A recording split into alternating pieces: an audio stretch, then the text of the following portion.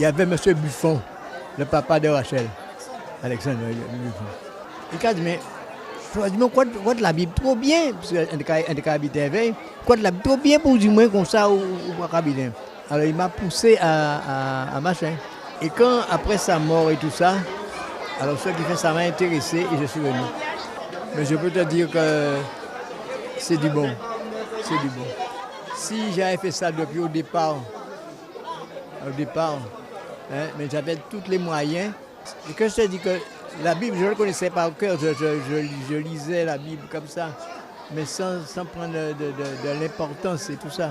Ah ben c'est par rapport aux 10 commandements, notamment l'observation du sabbat, et puis aussi sur la nourriture, sur ce qu'il faut manger, voilà, et ce qu'il ne faut pas. Et puis voilà, la simplicité des adventistes, la simplicité. Je ressens un très grand plaisir par rapport à ma communion avec Jésus et avec Dieu par l'intermédiaire de son Fils. Une semaine avant, j'ai ressenti le désir de me sentir plus proche de Jésus et faire ce qu'il me demande dans tous les domaines. Mon plus grand souhait serait de ressembler complètement à Jésus. Ça fait déjà au moins 8 ans que je suivais Jésus, mais j'étais chez les évangélistes et maintenant je suis venue chez les adventistes parce que j'ai vu qu'il y a le 4e commandement, le sabbat qu'il fallait suivre. Alors, c'est pourquoi je suis venue chez les adventistes du 7e jour. J'ai été baptisée jeune, mais il m'a fallu passer par des expériences. Bon, malheureusement aussi, lâcher la main de Dieu pour pouvoir comprendre qui est Dieu, ce qu'il attend de moi et quel est le ministère auquel je veux consacrer ma vie. Mais si réellement on est dans le doute et qu'on veut se positionner, savoir que faire, il y a qu'une seule solution, c'est de plier les genoux et de parler à Dieu. Et lui, à son retour, il va nous répondre.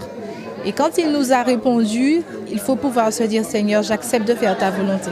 J'ai commencé à prier de la façon traditionnelle avec les catholiques, avec les divers petits papiers, les saints, etc. Et une amie très proche m'a fait comprendre que pour arriver à rencontrer Dieu, ce n'était pas cette méthode-là.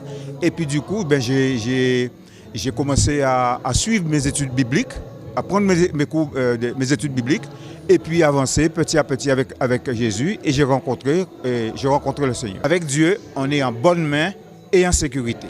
Es una historia larga, pero yo siento desde muy temprano de mi juventud sentir la necesidad de buscar de Dios. Sí, sí Señor, sí. Pero yo entré perteneciendo a la iglesia evangélica, ¿sí? Pero más adelante, unos años después, pues Dios me mostró que esta es la iglesia por el asunto del sábado, ¿sabes? Porque este es el pueblo de Dios. Sí. Este es el pueblo de Dios definitivamente, hermano. Muy Así bien, es. muy bien. Ay, sí. Alors, elle nous a dit son expérience est longue, mais pour raccourcir, elle nous dit qu'elle était évangélique auparavant, mais lorsqu'elle a découvert la vérité sur le sabbat, elle a compris que c'est là que se trouve le peuple de Dieu. Donc elle a décidé de faire le pas qui lui manquait pour être au complet et là être avec Jésus à 2 pieds et pour toujours.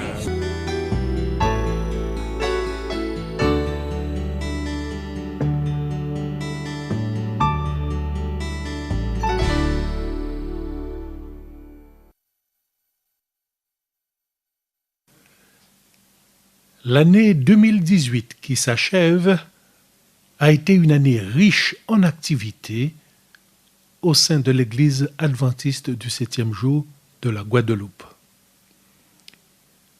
Nous avons choisi dans le cadre de ce symposium de mettre l'accent sur l'éducation, le service à la communauté et l'évangélisation publique. L'objet de l'éducation adventiste, c'est de permettre à des chrétiens adventistes, des enseignants, des éducateurs de contribuer à la restauration des êtres humains et en particulier des élèves qui nous sont confiés. Alors les effectifs de nos établissements scolaires, nous avons à Sainte-Rose 209 élèves, à Baïf 75 élèves, À Marie-Galante, 33 élèves. Et à la cité scolaire qui se décompose avec l'école primaire et le collège-lycée, nous avons pour l'école primaire 376 élèves. Le collège-lycée de Boissard avec 497 élèves. Dans notre communauté, où les questions de l'enseignement prennent souvent un tour passionnel, à une époque où la jeunesse est trop souvent stigmatisée au regard des errements d'une minorité, il est utile de mettre en évidence aujourd'hui que notre système éducatif adventiste sait faire émerger l'excellence de sa jeunesse et que les valeurs chrétiennes, les valeurs du savoir et de l'effort n'ont pas été renvoyées aux oubliettes. Nos établissements scolaires sont à la pointe en termes de réussite, puisque les écoles primaires ont 100% de réussite pour les élèves qui vont en 6e. Le DNB, donc brevet des collèges, le taux est de 94,68% avec 72% de mention. 100% de réussite en ST2S, avec la meilleure moyenne académique pour une de nos élèves. Nous avons 93% de réussite dans la filière ES, 90% dans la filière L. Et bien sûr, au baccalauréat, nous avons 54% de mention au bac. L'administration de la cité scolaire de Boissard et l'ensemble du personnel souhaitent, et c'est légitime, la réussite des élèves qui leur sont confiés, mais ils ont aussi à cœur de voir ces enfants et adolescents évoluer dans des structures adaptées. Aujourd'hui, il est facile de constater que la cité scolaire de Boissard a ouvert, depuis la rentrée de septembre 2018, une structure plus adaptée aux besoins des enfants de la maternelle. Nous avons fait l'acquisition de cette structure il y a plus d'1 an et elle appartenait au préalable à des religieuses qui accueillaient donc des enfants de 2-3 ans. C'était donc un jardin d'enfants. Donc le fait pour nous d'être ici désengorge quelque peu la cité scolaire, ce qui permet aux élémentaires d'être plus à l'aise, au second degré d'être plus à l'aise, mais surtout à la maternelle de retrouver des lieux vraiment où ils peuvent se développer en toute sécurité avec le cadre qui leur convient. En fait. Dans son plan stratégique, l'Église adventiste du 7e jour de la Guadeloupe, connue sous le nom Fédération adventiste de la Guadeloupe, a souhaité que ses sections locales et ses institutions expérimentent la méthode de Jésus. Le Sauveur se mêlait aux gens pour leur faire du bien, répondait à leurs besoins, gagnait leur confiance et leur disait « Suivez-moi ». Au cœur du quartier La Croix aux Abîmes, ces locaux du Secours adventiste referment les joyaux, un atelier chantier d'insertion en couture.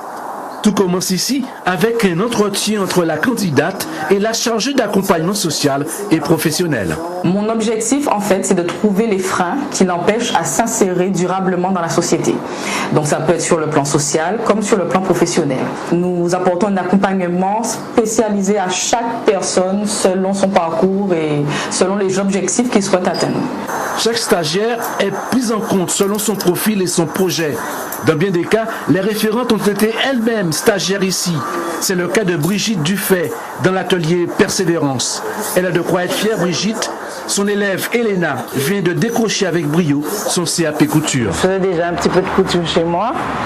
Et comme j'aime bien coudre, j'ai trouvé cette occasion, donc je l'ai saisie et j'ai demandé à passer parce qu'en insertion, on doit avoir un projet et mon projet était de passer le CAP couture. Je termine au mois de juillet et je pense continuer chez moi, ouvrir ma petite entreprise pour pouvoir fonctionner. Bel exemple de réussite pour Sylviane et Laurette, deux nouvelles stagiaires. Elles fréquentent l'atelier depuis 3 mois seulement, bien guidées par Glory, selon les mêmes principes de transmission du savoir.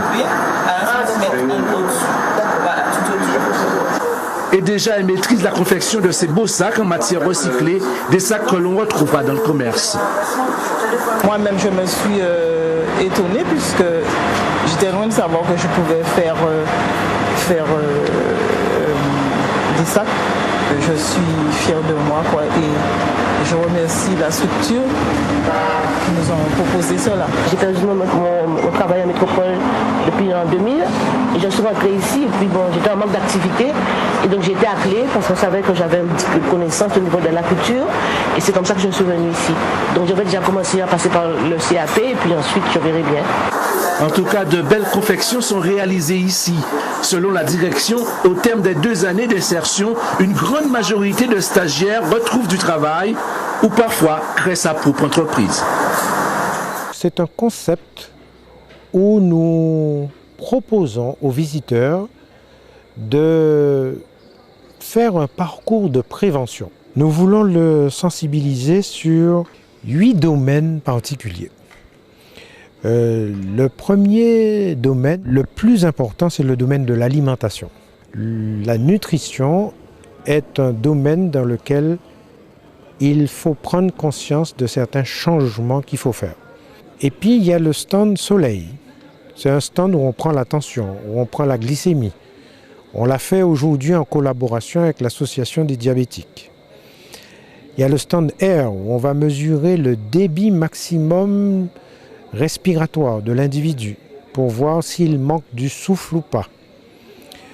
Et ensuite, il y avait l'exercice physique pour voir si les gens sont aptes à faire de l'exercice physique. Ensuite, il y a l'importance du stand eau pour montrer que l'eau est la boisson la plus importante pour notre organisme. Puis après, ils vont aller au stand repos où on va leur parler des heures de sommeil, du repos. Ensuite, on va passer au stand tempérance. On attire l'attention du visiteur sur le fait de ne pas être dépendant ni d'alcool, de tabac ou de drogue, mais ni de sucre, de certaines choses qui peuvent être bonnes pour la santé et qu'il faut consommer avec modération. Le parcours était très intéressant, l'accueil aussi. Au niveau de nutrition, j'ai appris beaucoup de choses que je ne savais pas au niveau de l'alimentation, ce qu'il fallait changer, améliorer. Je suis satisfaite de cette journée qui a été très bénéfique et je dis une seule chose, que l'année prochaine, qu'ils fassent plus d'informations au niveau de la radio, bien préciser aux gens de venir s'occuper de leur santé. On apprend des choses, on ne finit jamais d'apprendre. Persuadé que la vie de nos contemporains ne pourra être comblée sans la présence de Jésus dans leur existence, depuis le mois de mars 2018, nous avons laissé place à des actions d'évangélisation diversifiées, tant avec la jeunesse que des adultes plus expérimentés, pour aboutir en ce mois de novembre 2018 à l'organisation de 21 centres d'évangélisation dans le cadre du projet Impact Guadeloupe 2018, initié par l'Union des Antilles et Guyane française. Nous pouvons citer quelques actions d'évangélisation qui ont précédé les séries de conférences du mois de novembre. La Journée mondiale de la jeunesse dans le chef-lieu à Basse-Terre, qui a rassemblé plus de milliers de jeunes, des aventuriers, des éclaireurs, des JA, ainsi que leurs cadres. Nous pouvons aussi noter le défi relevé par certains jeunes dans le cadre de Gospel Explosion à Capesterre-Bello, Dotéma-Rabim et Boissa-Rabim. Nous soulignons aussi l'expérience d'évangélisation du ministère des Enfants et des Adolescents. Toutes ces actions et bien d'autres que nous citons au passage, conférences bibliques au Bourg de Sainte-Anne, programmes musicaux réguliers à des hauteurs et Grand Fond du Moule, expériences d'évangélisation de chorale en Larila, toutes ces initiatives ont constitué un prélude à Impact Guadeloupe 2018.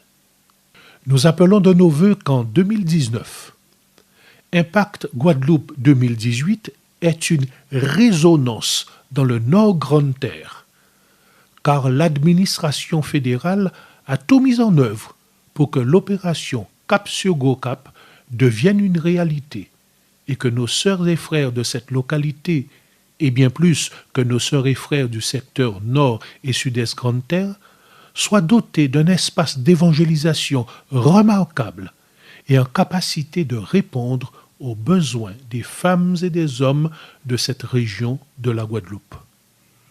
Savez-vous qu'une femme habitant ce quartier attend avec impatience l'ouverture officielle de ce lieu de culte et d'évangélisation? Nous remercions et glorifions notre Seigneur pour l'engagement et l'abnégation de tous ses disciples, hommes et femmes, jeunes gens, jeunes filles, enfants, qui, transformés, équipés et guidés par le Saint-Esprit, ont rempli en 2018 une mission remarquable dans une société guadeloupéenne qui a tant soif de compassion et d'amour. Maranatha, notre Seigneur revient.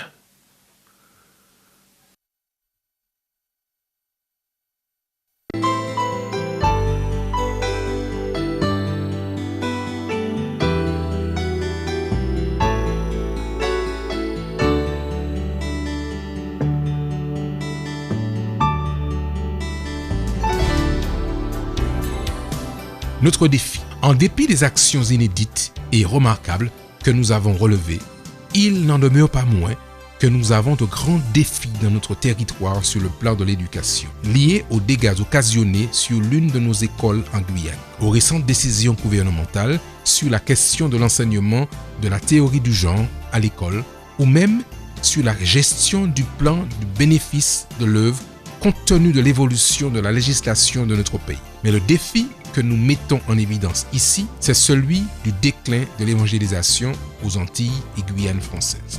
Voici le plan que nous proposons pour tenter d'inverser la tendance et relever le défi du déclin de l'évangélisation dans notre territoire. Recentrer de façon intentionnelle chacune de nos congrégations et actions et toute notre existence en tant que mouvement autour de la question de la mission. La formation continue des membres laïcs et l'évaluation convenable de la pertinence des formations dispensées sur la croissance et la mission de l'Église. La mise en place d'efforts d'évangélisation par champ avec la participation de prédicateurs venus des autres champs de l'Union en se concentrant sur un champ à la fois par année en tant qu'action ciblée et générée dans un même espace temporel. Cette année, nous commençons par la Guadeloupe avec des campagnes d'évangélisation de zones. Diversifier les approches à l'évangélisation telles que les actions dans les petits groupes, la poursuite et le développement de l'utilisation de nouvelles technologies, le développement d'Espérance TV Inter-Amérique sur le câble, augmenter les moyens pour la production médiatique, la production de films, opérations santé, parcours santé, école de parents, dans les structures extra-églises. Optimiser l'usage du magazine Priorité, séminaire sur l'utilisation de cette revue par l'augmentation du quota pour être plus intentionnel dans la pratique, instiller la stratégie de l'implication totale des membres dans l'esprit de chaque membre et booster l'engagement des jeunes, évaluer et superviser notre plan d'action. Ainsi donc, que vous soyez Guadeloupéen, Guyanais ou Martiniquais, nous sommes tous disciples du Christ pour faire des disciples pour Christ, car il nous a transformés à sa ressemblance. Je vous encourage, mais tous ensemble, innovons, impactons, inventons, évangélisons et témoignons de l'amour de Jésus-Christ, notre Seigneur et Rédempteur. Je vous adresse, vous, amis qui m'écoutez, la bienvenue en Jésus-Christ, notre Sauveur, qui vous apporte paix et joie. Loin des lames, des soucis de cette terre, disons Hosanna, oui donnons gloire à Dieu, et levez-vous, porteurs de la cité, qui s'y met, éclate votre joie. Oh, oh. Marchons ensemble mes amis, jamais nous n'aurons de soucis. On traverse le monde troublé, les mots nous sont oubliés. Il faut tous, oui tous, nous donner la main, afin que tous ensemble, lorsque demain Jésus-Christ apparaîtra, nous soyons tous du nombre des élus.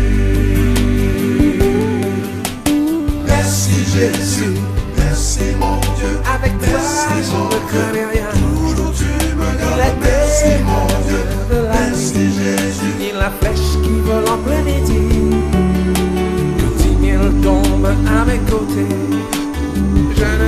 jamais atteint, car mon œil surveille, je ne crains rien. Avec Jésus, pas de danger. Oh, oh, oh. Marchons ensemble, mes amis, jamais nous n'aurons de soucis. On traverse le monde troublé, les mots nous sont oubliés. Il faut tous, oui tous, nous donner la main, afin que tous ensemble, lorsque demain Jésus-Christ apparaîtra, nous soyons tous du nombre des élus.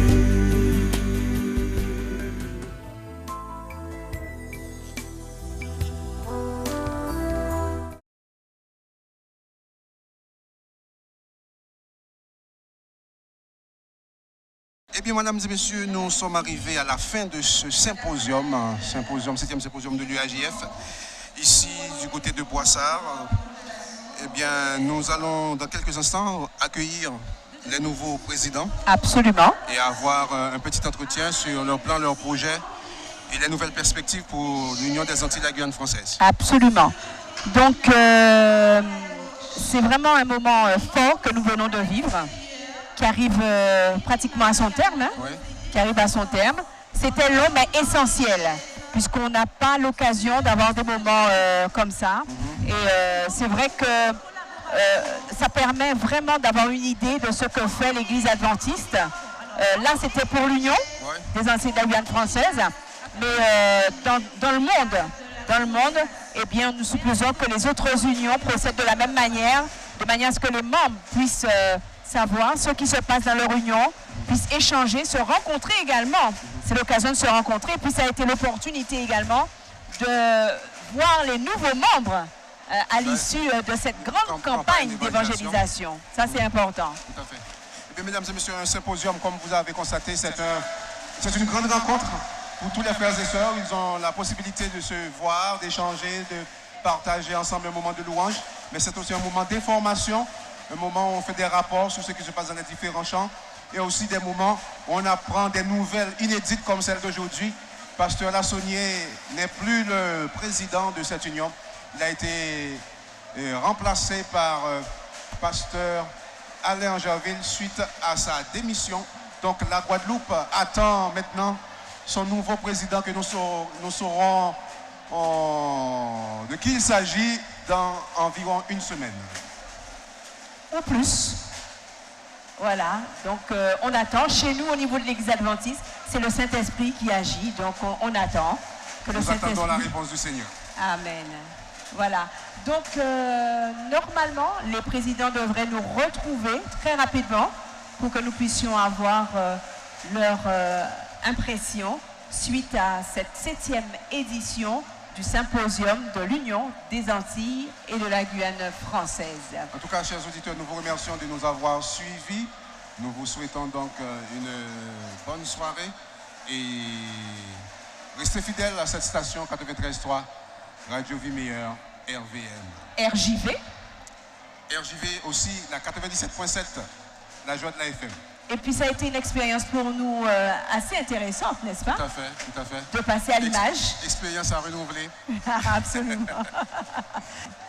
Bien, nous allons continuer avec de l'actualité. Alors, de votre côté, quelle est votre actualité au niveau de la radio Joie de Vivre? En attendant nos intervenants, ça nous donne l'opportunité justement d'avoir plus de visibilité sur ce que fait les médias au niveau de l'Union des Antilles de la Guyane française également. Alors, la radio Joie de Vivre émet sur l'île de Cayenne. Ce sont les communes de Macouria, Montcinéry, Matoury, Roura, Cayenne, Rémy-Montjoly et en grande partie Kourou. Nous sommes très écoutés par la population du littoral. Ces 2 dernières années, RJV a gagné beaucoup en auditeurs par rapport à la révision de la grille du programme et aussi des services que nous proposons aux entreprises et aux associations. Donc ça, et aussi le concert qu'on a eu au Zéphyr, ça nous a permis de nous faire connaître par d'autres publics.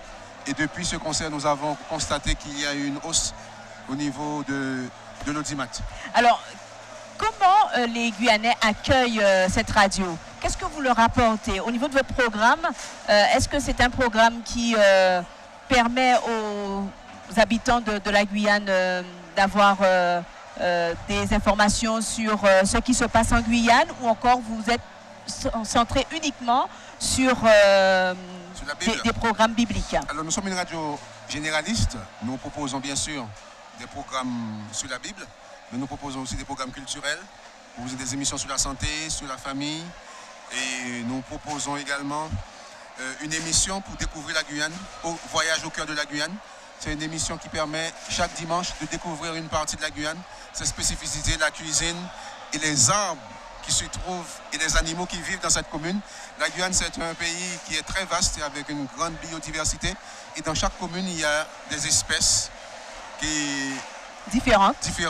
Donc la population apprend à connaître ces espaces, les animaux qui vivent dans chaque commune de la Guyane. Très bien. Eh bien, nous avons le plaisir d'avoir à nos côtés le président de l'Union franco-belge. Nous avons avec nous le pasteur Ruben de Abreu. Bonsoir. Voilà. Alors, vous avez assisté à cette 7e édition du symposium de l'Union des Antilles de la Guyane française. Quelles sont vos impressions?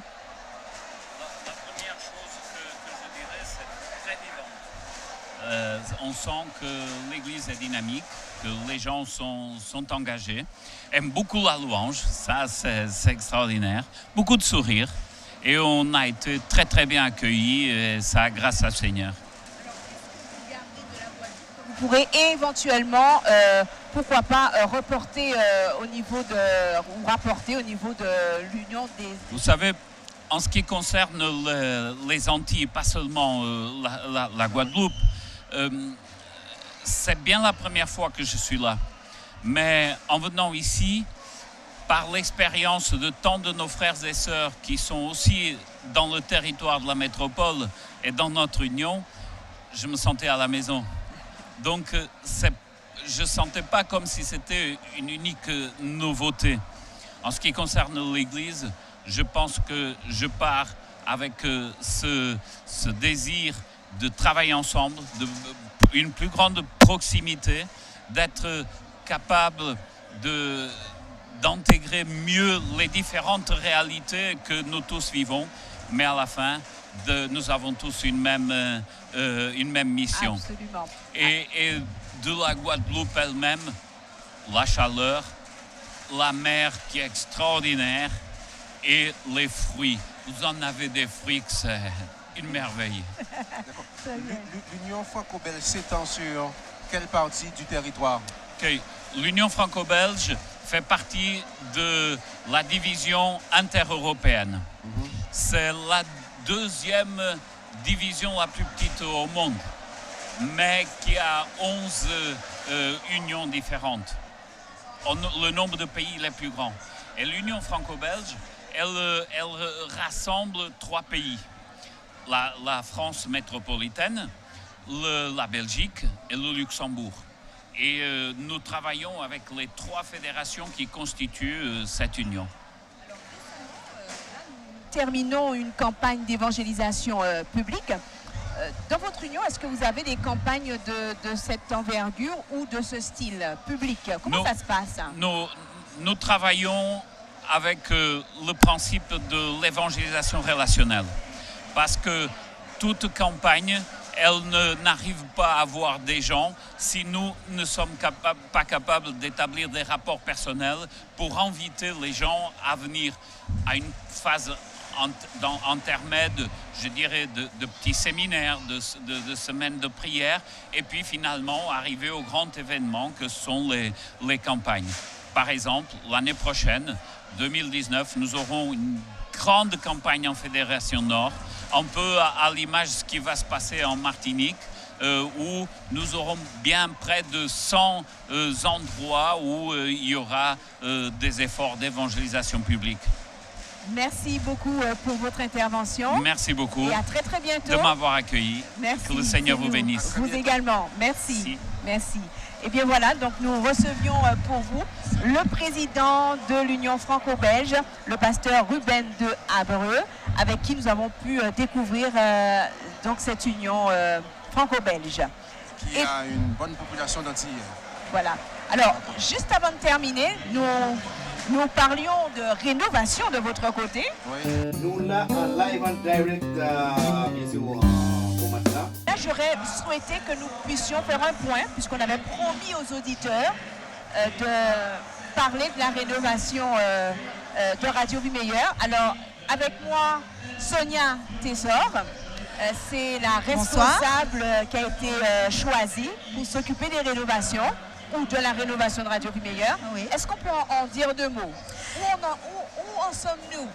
Nous en sommes à avoir débuté les travaux. Enfin, donc nous avons débuté le 18 novembre de cette année. Voilà. Et nous avons commencé ce programme de travaux par la démolition de toutes les cloisons qui empêchaient que nous soyons aux normes pour les personnes à mobilité réduite. Voilà, c'était la première chose qu'il fallait faire.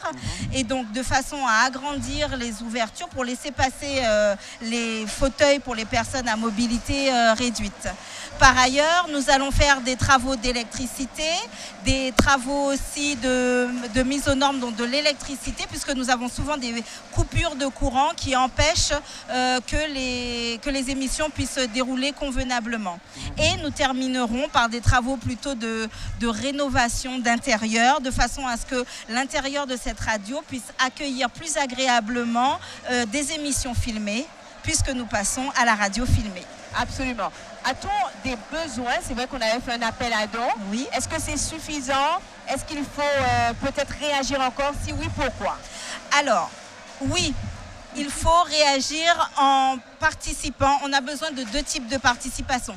Tous les artisans professionnels qui travaillent avec nous sont des artisans qui travaillent bénévolement. Ce que nous faisons, c'est que les fonds que vous nous avez donnés gracieusement nous permettent de payer les fournitures. Toutefois, il y a eu un imprévu, et ça arrive souvent dans les programmes de travaux. Il y a eu l'électricité. Nous avons été confrontés à des problèmes d'électricité récurrents. Le réseau électrique n'est pas aux normes et qui plus est, il nous empêche de fonctionner correctement. Donc, nous avons dû intervenir en urgence là-dessus. Maintenant, les fonds ne sont pas extensibles et le premier programme de travaux qui avait été décidé était un programme de travaux qui se chiffrait à un certain montant de 47 000 €, d'accord? Et donc notre première tranche ne peut aboutir que par un fonds supplémentaire. Donc, si vous le souhaitez, à votre générosité, vous pouvez participer en donnant des dons et en participant physiquement, parce que nous avons besoin de vous pour pouvoir venir faire quelques petits travaux avant que les travaux de peinture n'aient lieu. Donc tous ceux qui ont envie de participer, de donner de leur temps, de leur énergie, vous êtes cordialement invités à nous rejoindre. Merci Sonia, d'autant plus que beaucoup d'auditeurs voulaient encore réagir et quand ils ont entendu qu'on avait atteint notre objectif, ils se sont dit bon ben ça sera pour une prochaine, et bien la prochaine, eh bien elle est là. Elle est là. Merci beaucoup.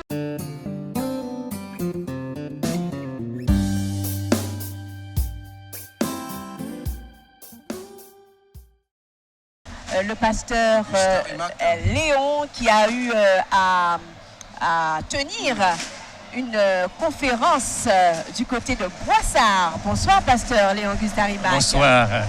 Voilà. Alors, comment ça s'est déroulé et terminé? Nous avons eu un moment, je dirais, formidable par rapport à le thème que nous avons choisi, au-delà du visible. Nous avons voulu en effet mettre l'accent sur le contexte du grand conflit, le conflit cosmique, et les réalités invisibles qui nous entourent, la présence de Dieu, la présence des anges de Dieu, mais aussi, dans le contexte du conflit, la présence des forces du mal avec les anges déchus, et de prendre le support biblique, la parole de Dieu, pour amener nos frères et sœurs à réfléchir, à analyser, et l'importance des forces invisibles quelque part sur nos vies, de manière bienfaisante, ou lorsque malheureusement nous pouvons faire des choix ou avoir des orientations qui ne vont pas favoriser quelque part notre bien-être. En tout cas, ça a été un moment vraiment formidable que nous avons passé ensemble à l'église de Broissard. Enfin, il ne faut pas parler au passé parce que nous avons encore deux messes et là encore plusieurs. Tout à fait, absolument. Eh bien... Alors, quel est votre ressenti par rapport à cette opération sur le territoire? je crois que c'était une pratique chez nous, d'une manière générale, la pratique de l'évangélisation à une période où l'ensemble des églises étaient engagées dans des actions d'évangélisation. Mais je pense que c'est quelque chose qu'il faut qu'on retrouve, le besoin de porter le message de l'évangile. L'Église doit avoir un impact sur la société, car elle a une mission particulière. Il ne faut jamais que nous perdions de vue que c'est le dernier signe des temps qui doit se réaliser. Absolument. Juste avant le retour de Jésus, c'est le dernier signe des temps, et il faut souligner que les autres signes des temps, nous n'avons pas d'impact et d'emprise dessus. C'est le seul signe des temps sur lequel l'Église de Dieu, les enfants de Dieu, ont une prise, une influence. C'est de prêcher l'Évangile pour permettre à des hommes et à des femmes de découvrir ce merveilleux Sauveur qu'est Jésus-Christ. Merci bien pour toutes ces précisions. C'est moi. God bless you. Merci beaucoup. C'est voilà. moi. Très Ok, bien. merci. Eh bien voilà, chers téléspectateurs, on poursuit avec nos autres invités qui arrivent. Comme promis, nous avons avec nous le nouveau président de l'Union des Antilles et de la Guyane française, le pasteur Alain Angerville. Bonsoir, pasteur. Bonsoir à tous. Voilà, ça a été pour les auditeurs qui ont suivi assidûment, on va dire, qui ont vraiment suivi ce 7e symposium de l'Union des Antilles et de la Guyane française. Une surprise pour ces auditeurs. Votre nomination au niveau de l'Union des Antilles et de la Guyane française. Eh bien, on vous laisse le soin de nous dire 2 mots là-dessus. Oui, j'aimerais saluer nos téléspectateurs, c'est bien ça? Auditeurs également. Et auditeurs également. Nous avons commencé une semaine très active, une semaine très dynamique avec le conseil d'administration de l'Union des Antilles et Guyane française. Nous avons beaucoup travaillé et puis à un moment donné, la proposition a été faite me demandant d'assurer la direction de l'Union des Antilles et Guyane française. En fait, en venant au comité, je n'avais pas du tout l'idée que cette proposition serait venue. Après avoir considéré les tenants et les aboutissants, et après avoir considéré un petit peu la situation, j'ai accepté ce défi, et sachant qu'il y a de nombreux dossiers, de nombreuses situations à gérer. Mais c'est un nouveau challenge, c'est un nouveau défi, mais nous avons décidé de faire confiance à Dieu, celui qui conduit son œuvre, et il nous donnera les voies et moyens pour pouvoir réaliser sa mission. Très bien. La question qui n'arrête pas sur WhatsApp, et qui va prendre le relais au niveau de la Guadeloupe maintenant que nous perdons notre président? Non, ce n'est pas une perte, c'est un investissement finalement au niveau de l'Union des Antilles et Guyane française. Alors, le conseil d'administration va se réunir puisque nous avions déjà prévu le comité de fin d'année. Il va certainement se réunir pour pouvoir nommer le futur président. Eh bien, que Dieu vous accompagne, président. Oui. Merci beaucoup. Voilà, et que le Saint-Esprit continue à œuvrer. Merci beaucoup. Je reviendrai certainement sur votre plateau pour certainement partager d'autres choses avec vous. Absolument. Merci bien. J'avais une question à vous poser. Est-ce que vous avez déjà quelques idées, quelques axes dans votre esprit? Oui, nous resterons dans le cadre déjà de la planification stratégique, puisque nous sommes à mi-mandat. Il s'agit de poursuivre dans... Oui, il faudra faire des ajustements certainement, mais nous resterons dans cette dynamique déjà propulsée par la division interaméricaine, Seigneur transforme-moi, et qui va certainement se décliner peut-être en apportant quelques petites modifications, quelques orientations qui vont prendre compte justement des réalités d'aujourd'hui. Absolument. D'accord, voilà un petit peu. Bien. Merci alors, bien, Président. Oui, alors je sais qu'à l'Église adventiste, il y a un principe, le vote, à partir du vote, ça pourrait y faire à partir du vote. Est-ce que ça veut dire que lundi, vous prenez l'avion pour la Martinique? Non, pas forcément. La prise de fonction a été immédiate. D'accord. Donc une fois que le vote a été pris, au moins signifié que la prise de fonction est immédiate. Alors, mais je ne vais pas pouvoir me déplacer tout de suite, donc il y a des arrangements qui sont faits. Mais déjà, le travail a déjà commencé, puisque une fois que vous prenez vos fonctions, il vous faut assumer un certain nombre de responsabilités, parce que la vie de l'Union des Antilles et Guyane française ne s'arrête pas, donc il faut gérer des situations. Absolument. Donc voilà, et à très bientôt sur votre plateau. À très bientôt, Président. D'accord. Merci. Merci beaucoup. Donc, c'était le président de la Fédération de la Guadeloupe et en même temps de l'Union. Et en même temps de l'Union des Antilles de la Guyane française. On poursuit avec un autre invité. Notre invité spécial, le docteur Élie Henry.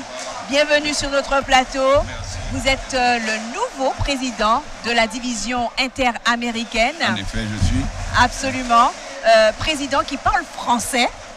Et ça nous a plu. Oui. Voilà, voilà. Et dans ce sens, c'est un moment historique pour la division interaméricaine. Et avoir quelqu'un qui peut s'exprimer en français. Et j'étais à la fin du conseil d'administration l'autre jour. On a dit que c'est bien de ne pas avoir à traduire le président. Parce qu'on a pu participer vraiment. Et échanger. Échanger, comprendre, échanger. La proximité aide beaucoup aussi. Et le reste, le Seigneur, je ne devais pas dire le reste, mais le Seigneur continue de remplir le reste. Absolument. Alors, je vous laisse. Quels sont les grands projets pour la division? La division interaméricaine, c'est aussi met la priorité sur 3 points. 3 grands points qui sont exprimés et nous avons exprimés au début dans le cadre de Seigneur transforme-moi. C'est le grand thème que nous avons pour le quinquennat. Mais nous pensons que la priorité doit être à présenter Jésus. Ça, c'est l'évangélisation. Et nous voulons mettre le paquet pour que l'évangile puisse avancer et être proclamé. C'est notre raison d'être en tant qu'Église. Et à tout moment, nous devons pouvoir dire aux autres pourquoi nous croyons et comment nous pouvons aider à changer un petit peu les choses. Parce que je crois personnellement que le chrétien est appelé, et par sa vie, son témoignage, il est appelé à changer sa société. C'est pourquoi le second point que nous voulons faire, c'est mettre l'accent sur le service communautaire. Parce que moi je suis originaire d'un pays pauvre, d'un pays qui a besoin de la solidarité. Et donc, je vibre quand on parle du service. Donc vous venez de Haïti? Moi, je suis d'Haïti. Absolument. Et donc, mais je comprends aussi, et c'est ce que Jésus lui a dit. Avant de dire à la personne, suis-moi, avant de le présenter, il faut entrer en sympathie, s'ouvrir et montrer que l'on peut faire quelque chose. Que l'Église peut apporter quelque chose. Dans un sens qui ne va pas être directement l'Évangile. Parce que des fois, on regarde l'Évangile comme seulement une parole ou quelque chose de très spirituel. Et même, je pourrais dire, vague. Ouais. Mais l'Évangile se vit dans le monde. C'est répondre aux besoins. Répondre aux besoins. Jésus a dit, nous ne sommes pas du monde, mais nous sommes dans le monde. Nous devons agir. Donc c'est le deuxième point que nous sommes en train de voir si on peut canaliser. Et le troisième, c'est l'importance de l'éducation dans l'Église adventiste. Hein? L'éducation adventiste, dans ce sens, c'est les écoles. Et nous avons voté dans le comité de fin d'année de la division de prendre des actions bien concrètes pour nos universités, à commencer par nos universités. Et nous encourageons les autres à regarder sérieusement nos écoles pour permettre que les structures, les programmes et tout puissent refléter un peu ce que nous sommes, ce que nous voulons faire. Et quand nous parlons d'éducation aussi, nous voulons voir dans une manière plus large et former nos membres. Nous avons tellement de jeunes et nous avons beaucoup de jeunes qui ne sont pas dans nos universités, dans nos écoles. Parce qu'il faut être réaliste et comprendre la réalité dans le sens que l'éducation adventiste n'a pas suffisamment d'institutions pour ses enfants. Donc, il y a d'autres qui sont ailleurs. Nous devons les retrouver aussi là où ils sont. Un programme pour récupérer ces jeunes et leur donner une certaine orientation, accompagner ces jeunes. Parce que, en réalité, ce que nous avons besoin, c'est d'un évangile pratique et qui est pour les membres d'église, pour les jeunes et pour tous. Donc, nous avançons dans ces 3 grands projets. Nous espérons que, et nous avons déjà reçu une bonne réponse des 24 unions qui composent la division interaméricaine, et que ce soit les unions hispanophones comme les anglophones. Ils sont avec nous, ils avancent avec nous, ils ont compris cette préoccupation et nous espérons faire une bonne différence les prochains jours. Et voilà. Continuer à visiter l'Union des Antilles de la Guyane française comme vous l'avez déjà fait et que vous le faites là encore. Voilà, depuis mardi, je suis ici en Guadeloupe. Et au Gosier, plus particulièrement, c'est là où nous avons été. Et nous n'avons pas eu l'occasion d'être ailleurs dans les églises. Mais, sauf ce matin où j'ai été au Rézé. Mais je souhaite pouvoir revenir et passer un bon temps ici. Mon épouse attend et me pousse un petit peu à trouver une date où elle peut aussi m'accompagner. Alors la prochaine fois, j'espère qu'elle viendra. Exactement. Merci bien, Pasteur. C'est un plaisir. Docteur Elian Ligui. Et à très bientôt. À très bientôt. Que Dieu vous bénisse vous tous également. Et vous aussi. Vous également. Merci bien. Bon courage à votre ministère au niveau de la division. Merci. Merci. Pasteur Dufait. Voilà, bonsoir. Bonsoir. Et bienvenue sur notre plateau. Merci. Oui, voilà. Vous êtes le directeur du ministère personnel au niveau de l'UAGF, l'Union des Antilles Tout à fait. Française. Oui. Et cette opération Impact Guadeloupe a été proposée, portée par l'Union. Oui. Alors, qu'est-ce qui a mis ce projet, comment ce projet est-il venu à l'existence et la mise en œuvre sur les 3 champs, comment ça a été préparé? D'accord. Alors, il faut savoir qu'au niveau de la division, il existe le même programme. Chaque année, la division fait l'impact sur une union. D'accord? L'année prochaine, ce sera l'union. Il y a Jamaïque, l'union de Jamaïque. Okay. Donc, c'est pourquoi nous, à notre niveau, comme la division ne peut pas venir dans notre union, alors nous nous sommes dit, il nous faudrait nous aussi avoir notre propre impact.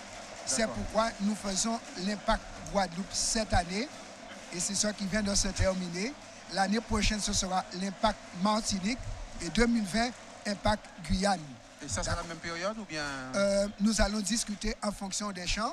Bon, pour la Martinique, c'est déjà prévu pour novembre prochain, pareil, même période. Et pour la Guyane, nous allons nous entendre sur la meilleure période. Donc, notre objectif, c'est de pouvoir unir les forces. Comme nous sommes une union, donc nous nous mettons ensemble pour pouvoir être plus forts et créer une dynamique, puisque de la diversité, eh bien, sort l'unité, la force, l'harmonie, et ça crée une dynamique sur le territoire où on va faire l'impact, parce qu'on entend de nouveaux prédicateurs, les membres sont émulés, et là maintenant ils sont motivés pour pouvoir s'impliquer dans le travail. Or, par rapport à la stratégie Seigneur, transforme-moi, on demande à ce que chaque membre d'église s'implique. Et nous venons maintenant pour renforcer le travail et en quelque sorte pour participer à la moisson. D'accord. Voici comment se met en place l'impact cette année Guadeloupe, l'année prochaine Martinique et 2020 Guyane. Alors, nous avons au niveau de l'UAGF demandé à ce qu'il y ait des prédicateurs des 3 champs qui vont maintenant se déployer sur le champ choisi. Donc l'année prochaine, en Martinique, on aura des prédicateurs de la Guadeloupe, de la Guyane également, qui viendront pour pouvoir porter main forte sur le territoire de la Martinique.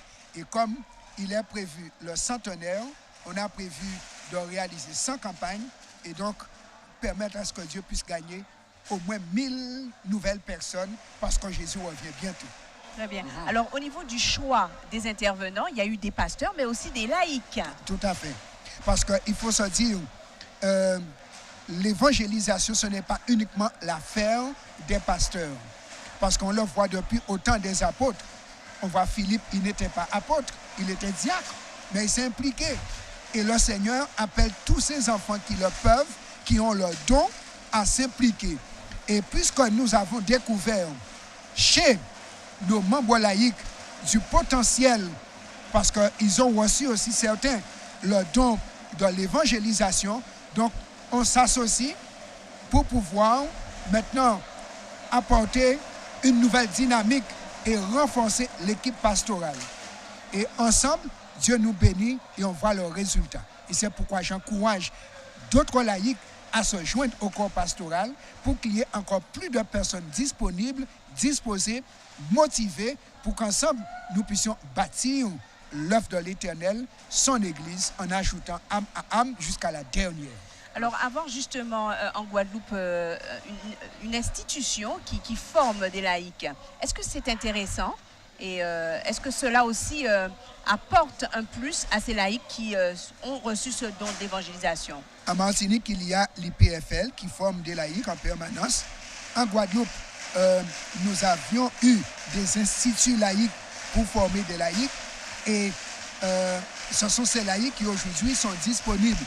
Mais nous allons encourager la reprise de cette institution pour donner les outils appropriés parce que nous avons la formation pour permettre à ce que des prédicateurs laïcs soient équipés, c'est bien le terme, ce qui est dit dans Éphésiens 4, équiper les membres d'église pour qu'ils remplissent le ministère. Donc, les pasteurs ne sont pas seuls dans le saint ministère, mais le ministère est réalisé sous la direction des pasteurs qui forment des laïcs, les membres d'église, qui les équipent pour qu'ils puissent maintenant partager la parole là où le Seigneur les appelle à partager.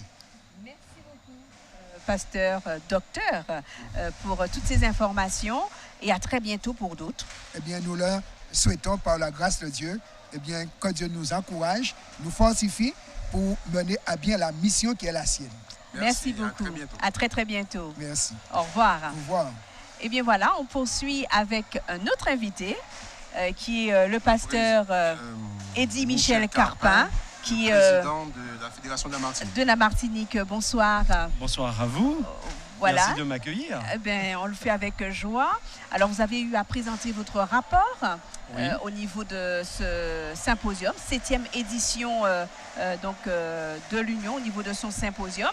Alors, qu'est-ce qu'il faut retenir par rapport à ce que vous avez pu apporter comme information aux membres concernant la Martinique? D'accord. Alors, par rapport aux événements passés, je dirais que nous avons essayé d'impliquer toutes les générations. C'est ce que nous avons commencé à faire, tant les jeunes et les aînés, pour qu'ensemble, parce que je crois que c'est ensemble que nous pourrons accomplir la mission. Et c'est ce que nous avons commencé à faire. Et donc, que ce soit les programmes au niveau des aînés, des jeunes, au travers du chant, des activités, nous avons essayé d'intégrer un peu toutes les générations, parce que nous croyons que c'est en se donnant la main, en profitant également, bénéficiant de l'expérience de nos aînés, que nous jeunes, nous pourrons également mieux nous positionner et regarder l'avenir.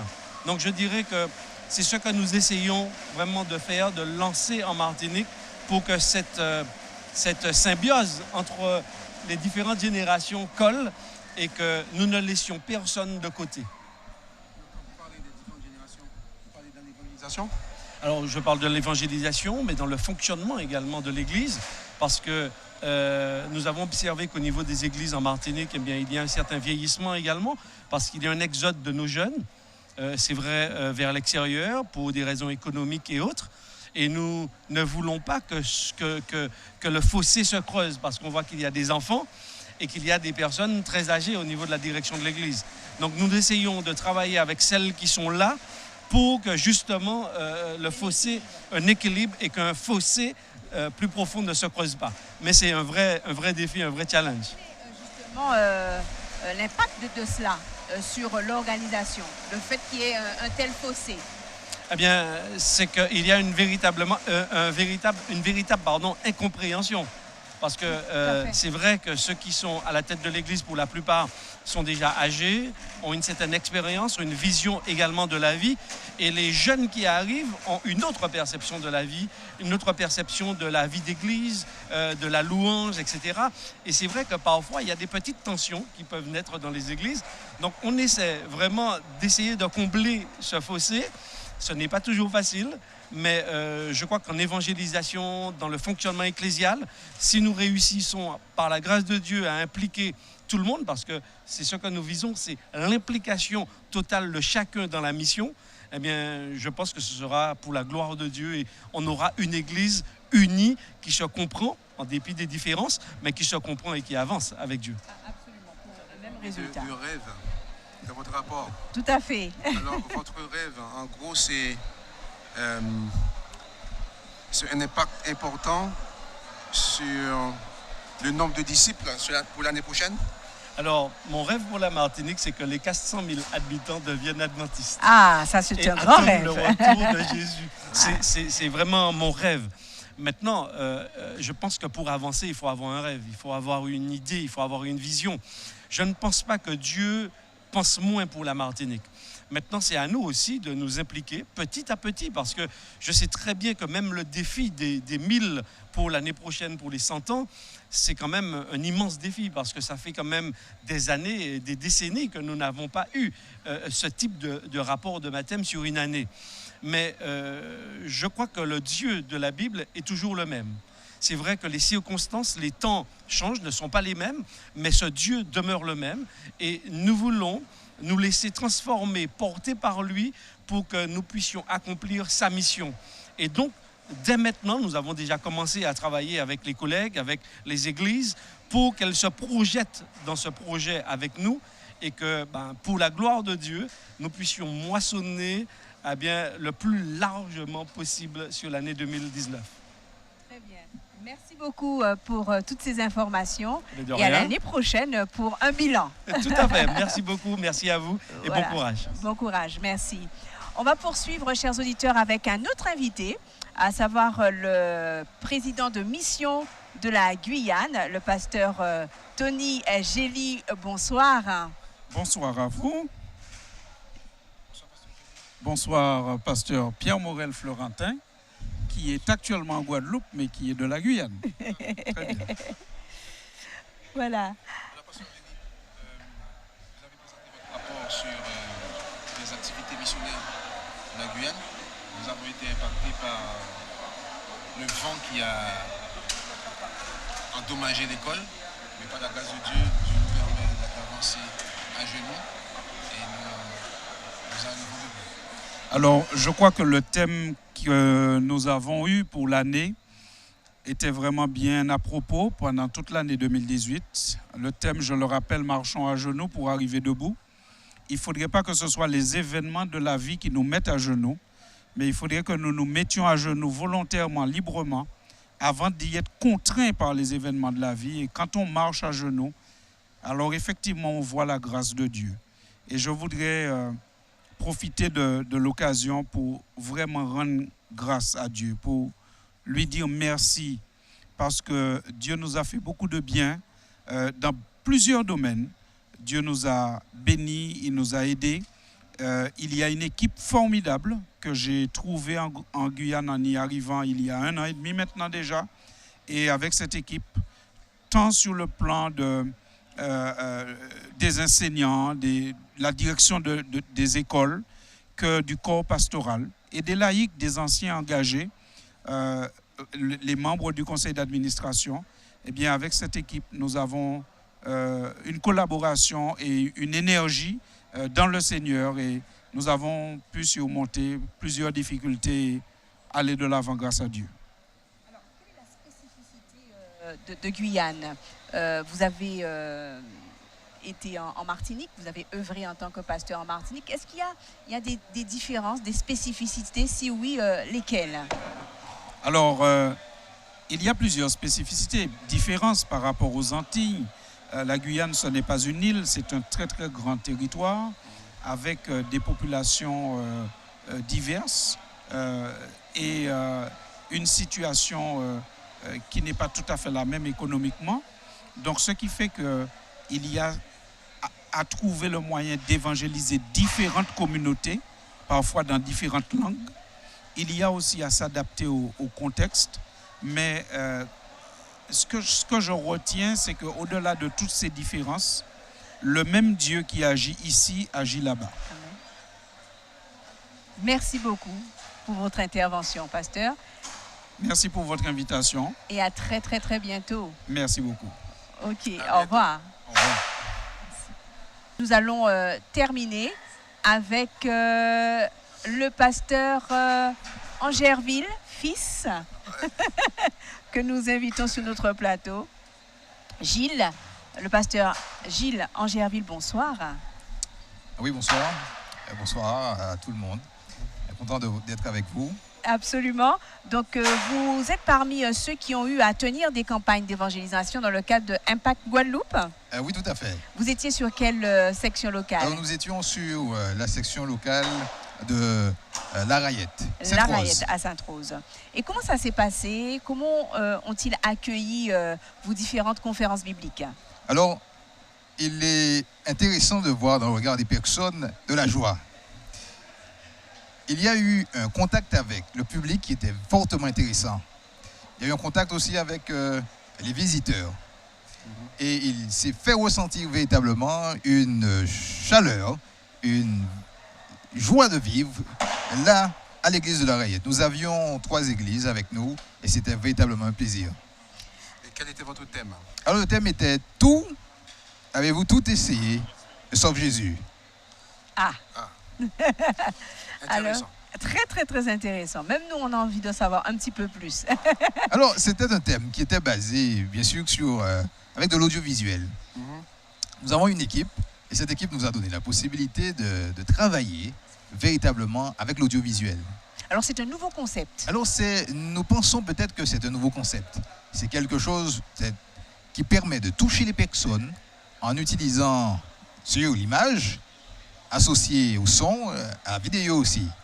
Donc c'était une expérience extrêmement intéressante. Et les membres ont apprécié, les participants ont apprécié cette nouvelle façon de faire. Il y a eu, selon moi bien sûr, un grand retour de cela et même de l'aide pour pouvoir véritablement apporter des éléments et véritablement présenter quelque chose qui soit adapté à notre époque et à notre génération. Donc la présentation était faite en audio-vidéo, mais il n'y avait pas de prédication. Alors, il y avait.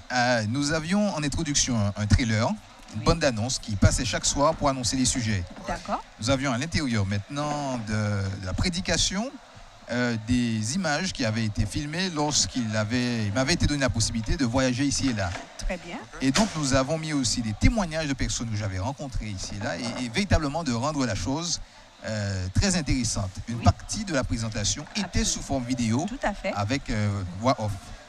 Très intéressant. Okay. Et les appels se font vidéo aussi? Alors c'est une idée.